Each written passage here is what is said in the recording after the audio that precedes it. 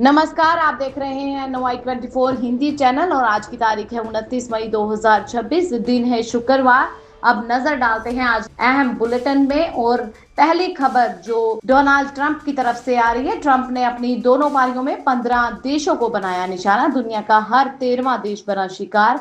America के राष्ट्रपति Donald Trump कई बार खुद को दुनिया में शांति लाने वाला नेता बता चुके हैं। शांति का नोबेल पुरस्कार पाने के लिए तो उन्होंने कोई कसर नहीं छोड़ी, लेकिन दूसरी तरफ राष्ट्रपति कार्यकाल की तस्वीर बिल्कुल अलग दिखाई दे रही है। राष्ट्रपति के तौर पर डोनाल्ड ट्रंप ने उन देशों की एक लंबी लिस्ट बना दी जिन पर उन्होंने या तो हमला किया है या फिर करने की धमकी दी है। बुधवार को ट्रंप ने लिस्ट में एक और नया नाम जोड़ दिया है। उन्होंने अमेरिका के पार्टनर देश ओमान को ही धमकी दे दी कि अगर वह ईरान के साथ मिलकर स्ट्रेट ऑफ हॉर्मुज का कंट्रोल करने की कोशिश करेंगे तो अमेरिका हमला कर सकता है। व्हाइट हाउस की कैबिनेट बैठक में ट्रंप ने कहा कि ओमान बाकी सब की तरह व्यवहार करेगा तो नहीं तो हमें उसे उड़ा देना पड़ेगा। इसी बीच बढ़ते हैं अगली बड़ी और अहम खबर की तरफ। अमेरिका का अटैक, ईरानी पलटवार और फिर खौफ में आई दुनिया। तेल की कीमतें आसमान छूती जा रही हैं। अमेरिका और ईरान के बीच सुलह होती नजर नहीं आ रही। पाकिस्तान की तमाम कोशिशें भी शांति वार्ता पर दोनों को एक साथ लाने के लिए हर बार नाकाम साबित होती रही हैं। दुनिया एक बार फिर से युद्ध के खौफ में है क्योंकि अमेरिका के ईरानी पोर्ट बंदर अब्बास पर स्ट्राइक के बाद ईरानी पलटवार ने ग्लोबल टेंशन को और हाई कर दिया है। मिसाइल और ड्रोन्स अटैक के बीच बीते कुछ दिनों से फिसल रही कच्चे तेल की कीमतों में फिर से उबाल आने लगा है। गुरुवार को अंतर्राष्ट्रीय बाजार में क्रूड प्राइस करीब 4% के आसपास उछल गया। हालांकि अभी ये $100 प्रति बैरल के नीचे बना हुआ है। सबसे पहले बताते हैं कि आखिर दोनों देशों के बीच अचानक संघर्ष ऐसे फिर क्यों बढ़ गया, क्योंकि बुधवार रात अमेरिका ने ईरान के अंदर ताबड़तोड़ हवाई हमले किए। निशाना बना ईरानी बंदर अब्बास पोर्ट। रिपोर्टर्स के अनुसार यूएस आर्टिफिशियल के हवाले से कहा गया कि यूएस सेना ने रात भर ईरान में नए अटैक किए। अमेरिकी अटैक के बाद ईरान की IRGC ने भी दावा किया कि बंदर अब्बास पोर्ट के पास हमलों के जवाब में उन्होंने अमेरिकी एयरबेस को निशाना बनाते हुए हमले किए। हालांकि इस बात की जानकारी नहीं आई कि ईरानी गार्ड्स ने किस अमेरिकी बेस को निशाना बनाया है। नजर डालते हैं अगली बड़ी और अहम खबर पर। बांग्लादेश बॉर्डर पर तनाव के बीच पीएम नरेंद्र मोदी की लेटर डिप्लोमेसी। तारिक रहमान को दी गई बकरीद की बधाइयां। भारत और बांग्लादेश के बीच सीमा पर बाड़बंदी और अवैध घुसपैठियों की वापसी, नदी जल बंटवारे समेत कई मुद्दों पर तनाव के बीच एक राहत भरी खबर सामने आई है। भारत के प्रधानमंत्री नरेंद्र मोदी ने बांग्लादेश के अपने समकक्ष तारिक रहमान को बकरीद की शुभकामनाएं भेजी हैं। ढाका में स्थित भारतीय उच्चायोग ने इस बारे में पीएम नरेंद्र मोदी का एक पत्र साझा किया। यह पत्र ऐसे समय में आया है जब बांग्लादेश में बकरीद मनाई जा रही थी। बकरीद के दौरान पीएम नरेंद्र मोदी ने पत्र में लिखा कि यह पवित्र त्योहार भारत की समृद्ध और विविध सांस्कृतिक विरासत का एक अभिन्न अंग है। पूरे देश में इस्लामी आस्था के लाखों लोगों द्वारा इसे बड़े हर्ष और उल्लास के साथ मनाया जा रहा है। उन्होंने कहा कि ईद करुणा, भाईचारे के शाश्वत आदर्शों को कायम रखता है जो शांतिपूर्ण समावेशी दुनिया को बढ़ावा देने के लिए जरूरी है। रुक करते हैं अगली बड़ी और अहम खबर का। हरियाणा बीजेपी में बड़ा फेरबदल कर दिया गया। अर्चना गुप्ता बनी नई प्रदेश अध्यक्ष। मोहनलाल बडोली की ली जगह। हरियाणा भाजपा ने डॉक्टर अर्चना गुप्ता को नया प्रदेश अध्यक्ष नियुक्त किया है। वह मोहनलाल बडोली की जगह लेंगी। हरियाणा भाजपा के इतिहास में प्रदेश अध्यक्ष बनने वाली दूसरी महिला है। इससे पहले डॉक्टर कमला वर्मा 1980 से लेकर 1983 तक इस पद पर रह चुकी हैं। पानीपत निवासी और पेशे से रेडियोलॉजिस्ट डॉक्टर अर्चना गुप्ता अब तक भाजपा में प्रदेश महामंत्री के रूप में कार्य कर रही थी। उनकी नियुक्ति को महिला नेतृत्व और संगठनात्मक अनुभव पर भाजपा के भरोसे के तौर पर देखा जा रहा है। भाजपा के राष्ट्रीय महासचिव अरुण सिंह ने उनकी नियुक्ति के आदेश जारी किए हैं।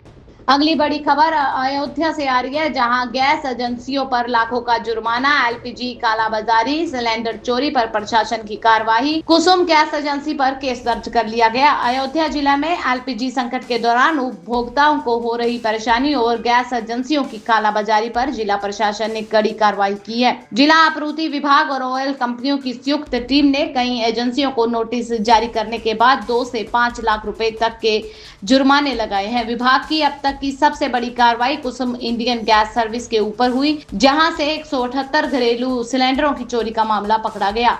इस मामले में विभाग ने कुसुम इंडियन गैस के विरुद्ध स्थानीय पुलिस को शिकायत प्रार्थना पत्र देकर संबंधित धाराओं के रूप में केस दर्ज करवाया है। जिला आपूर्ति अधिकारी ब्रिजेश मिश्रा ने बताया कि उपभोक्ताओं की लगातार बढ़ती शिकायतों और भारी परेशानी को देखते हुए विभाग ने ये कदम उठाया है। जांच में अनियमितता पाए जाने पर संबंधित एजेंसियों के खिलाफ कार्रवाई की जाएगी। अगली खबर बिहार से आ रही है, जहां सरकार से दूर लेकिन हाथ में है कंट्रोल। नीतीश कुमार ने विजय चौधरी से कहा। बिहार के पूर्व मुख्यमंत्री नीतीश कुमार अब सरकार में नहीं है, लेकिन वे एक एक चीज पर नजर रखे हुए हैं। सीएम के पद पर से जब से वो हटे हैं, तब से जेडीयू के वरिष्ठ नेताओं ने कहा कि नीतीश कुमार के मार्गदर्शन में ही सरकार चलेगी। अब यह भी देखने लगा है कि गुरुवार 28 मई 2026 को नीतीश कुमार ने बिहार के उप मुख्यमंत्री और जेडीयू के वरिष्ठ नेता विजय चौधरी के आवास पर जाकर मुलाकात की। इस मुलाकात के दौरान अंदर क्या कुछ बातें हुई ये तो सामने नहीं आया, लेकिन जब नीतीश कुमार मिलकर जाने लगे तो कैमरे में काफी कुछ कैद हुआ। जो वीडियो सामने आया उसमें ये सुनाई दे रहा है कि नीतीश कुमार ने विजय चौधरी कैबिनेट में हुई फैसलों का जिक्र किया कि क्या क्या हो रहा है। इस पर नीतीश कुमार ने कहा कि करिए, शाम में आकर एक एक चीज बताएंगे। अब बात करते हैं विजय सरकार की। तमिलनाडु में टीवी के प्रमुख सी जोसेफ विजय के नेतृत्व में सरकार गठन को लेकर अनिश्चितता बरकरार है। तमिलनाडु में टीवी के प्रमुख सी जोसेफ विजय के नेतृत्व में सरकार गठन को लेकर अनिश्चितता बनी हुई है। IUML ने टीवीके को सरकार बनाने के समर्थन देने वाली खबरों को खारिज कर दिया। खबरों के अनुसार आज शपथ ग्रहण समारोह नहीं होगा। इससे पहले टीवीके ने दावा किया था कि विजय सरकार बनाने के लिए पूरी तरह तैयार है। प्रोफेसर खादर मोहिदीन के नेतृत्व वाली इंडियन यूनियन मुस्लिम लीग ने कहा कि उनकी पार्टी ने तमलिंग वेत्री कड़गम को समर्थन पत्र नहीं दिया। एक प्रेस में उन्होंने कहा कि वह नई सरकार के गठन का समर्थन करती है, क्योंकि डीएमके प्रमुख एमके स्टालिन चाहते थे कि राज्यपाल नई सरकार के शपथ ग्रहण को सुगम बनाने के लिए कदम उठाए। एएसएम किन पार्टी नेता टीवी के दिनाकरन ने राज्यपाल से संपर्क किया। मनारकुई ने एकमात्र विधायक एस कामराज का समर्थन पत्र प्रस्तुत हुआ है, जिसमें AIADMK के महासचिव पलानीसामी को तमिलनाडु का मुख्यमंत्री बनने की मांग की गई थी। अगली बड़ी खबर पर नजर डालते हैं। घर में रखी गैस सिलेंडर में भड़की आग, 2 लोग झुलस गए। विकास खंड नगरोटा बगवा की मुहालखंड पंचायत में हलेड गांव में मंगलवार को सुबह एक घर में घरेलू गैस सिलेंडर में आग लग गई। आग बुझाते समय घर के 2 सदस्य झुलस गए। झुलसने से घायल घर के मालिक जीत सिंह उम्र 60 साल और सपना उम्र 28 साल को स्थानीय सिविल अस्पताल ले जाया गया, जहां पर उपचार के बाद उन्हें घर भेज दिया गया। जीत सिंह ने बताया कि घर की ऊपरली मंजिल पर स्थित रसोई घर में नए सिलेंडर में जैसे ही रेगुलेटर लगाकर गैस को चलाया गया तो सिलेंडर ने अचानक से आग पकड़ ली। सूचना मिलने पर नगरोटा से फायर ब्रिगेड की गाड़ी को तुरंत मौके पर बुला लिया गया। गाड़ियां मौके पर पहुंची, तब तक लोगों ने रसोई घर में से सामान में लगी आग पर काबू पा लिया था। उधर नगरोटा स्थित सिविल सप्लाई गैस एजेंसी के प्रभारी गौरव मेहता ने बताया कि हादसे की रिपोर्ट बनाकर इंडियन ऑयल को भेज दी गई है। नजर डालते हैं अगली बड़ी और अहम खबर पर। प्रधानमंत्री नरेंद्र मोदी की कल आबू धाबी यात्रा के दौरान भारत और यूएई द्विपक्षीय संबंधों को लेकर एक नए स्तर पर ले जाने के लिए तैयार है। भारत और संयुक्त अरब इमारत यानी कि यूएई की मजबूत साझेदारी को एक और नए स्तर पर ले जाने के लिए प्रधानमंत्री नरेंद्र मोदी कल आबू धाबी यानी कि यूएई के राष्ट्रपति शेख मोहम्मद बिन जायद अल नाहयान से मुलाकात करेंगे। ये यात्रा दोनों देशों के बीच एक वर्ष से चल रही उच्च स्तरीय सहभागिता में तेजी से बात हो रही है। इस वर्ष जनवरी में शेख मोहम्मद की पिछले एक दशक में भारत की 5वीं यात्रा और यूएई के राष्ट्रपति के रूप में उनकी तीसरी आधिकारिक यात्रा थी। इस दौरान दोनों नेताओं ने अपनी व्यापारिक रणनीति साझेदारी की समीक्षा की। कई अहम समझौतों का आदान प्रदान भी किया गया। इनमें सबसे अहम औपचारिक रणनीति रक्षा साझेदारी समझौता था, जो द्विपक्षीय सुरक्षा संबंधों के लिए एक बड़ा कदम माना जा रहा है। इसी के साथ शनिवार को असम के दौरे पर रहेंगे प्रधानमंत्री नरेंद्र मोदी। प्रधानमंत्री नरेंद्र मोदी शनिवार को असम के दौरे पर रहेंगे। इस दौरान प्रधानमंत्री मोदी कई परियोजनाओं का शुभ आरंभ भी करेंगे। श्री मोदी गुवाहाटी और उत्तरी गुवाहाटी को जोड़ने वाले ब्रह्मपुत्र नदी पर बने कुमार भास्करण सेतु का भी उद्घाटन करेंगे। इसके बाद वे गुवाहाटी स्थित भारतीय प्रबंधन संस्थान के अस्थायी परिसर का उद्घाटन करेंगे। केंद्र सरकार द्वारा वित्त पोषित 100 इलेक्ट्रिक बसें राज्य को सौंपेंगे। प्रधानमंत्री नरेंद्र मोदी अमीन गांव में हाइपर स्केल डाटा सेंटर का भी शुभारंभ करेंगे। प्रधानमंत्री नरेंद्र मोदी का गुवाहाटी में भाजपा पदाधिकारियों की एक बैठक को भी संबोधित करने का कार्यक्रम बन रहा है। अगली बड़ी खबर लखनऊ से आ रही है, जहां लखनऊ में बीजेपी नेता शिवम सिंह की हत्या कर दी गई। सिगरेट विवाद के कारण ये मारपीट कर मार डाला गया। राजधानी लखनऊ में विभूति खंड इलाके में बीजेपी नेता शिवम सिंह की पीट कर हत्या कर दी गई। मृतक शिवम सिंह अयोध्या में भाजपा युवा मोर्चा के नेता थे। शिवम सिंह 25 मई की शाम को दोस्तों के साथ अयोध्या से लखनऊ आए थे। जानकारी के मुताबिक जलवा क्लब के सामने कुछ लोगों से सिगरेट को लेकर विवाद हुआ।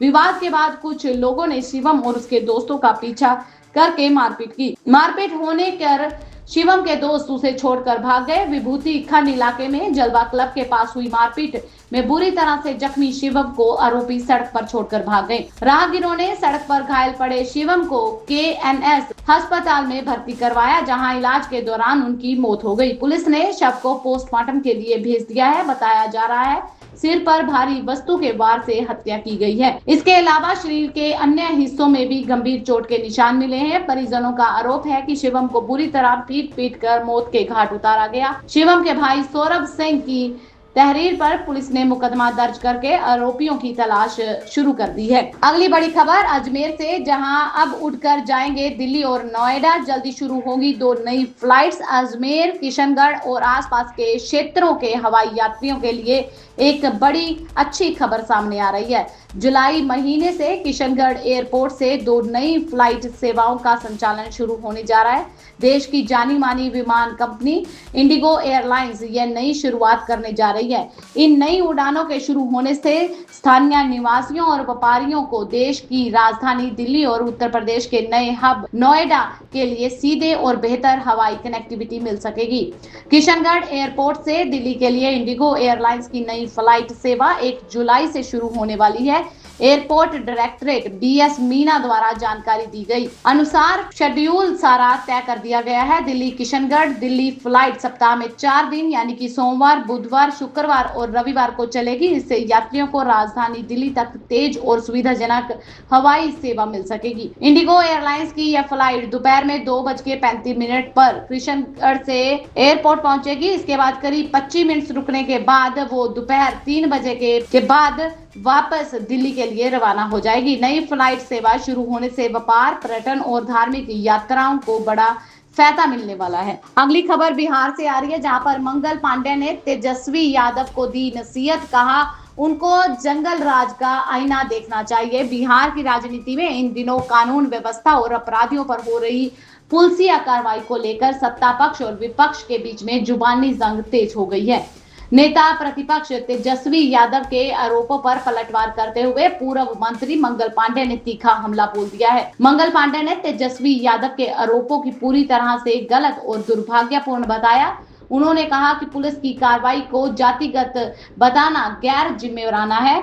यह राष्ट्रीय जनता दल की पुरानी जंगल राज वाली मानसिकता को दर्शाता है। भाजपा नेता मंगल पांडे ने लालू राबड़ी सरकार के 15 वर्षों के शासनकाल की याद दिलाते हुए तेजस्वी यादव को घेरा। उन्होंने कहा कि तेजस्वी यादव को कोई भी बयान देने से पहले अपने दल का इतिहास देख लेना चाहिए। उन्होंने कहा कि वर्ष 2005 से पहले बिहार के थानों और सत्ता में जाति को देखकर फैसले होते थे, जिससे गरीब और बेसहारा लोगों को न्याय नहीं मिलता था। लेकिन आज की सरकार में ऐसा बिल्कुल नहीं है। मंगल पांडे ने कहा कि हत्या, लूट, रंगदारी करने वाला अपराधी चाहे किसी भी जाति का या वर्ग का हो, कानून सबके लिए बराबर है। बढ़ते हैं अगली बड़ी और अहम खबर की तरफ। दिल्ली बीजेपी को मिला नया अध्यक्ष, हर्ष मल्होत्रा पर दिखाया भरोसा। अब वीरेंद्र सचदेवा को क्या मिलेगा रोल, जानते हैं इस बुलेटिन में।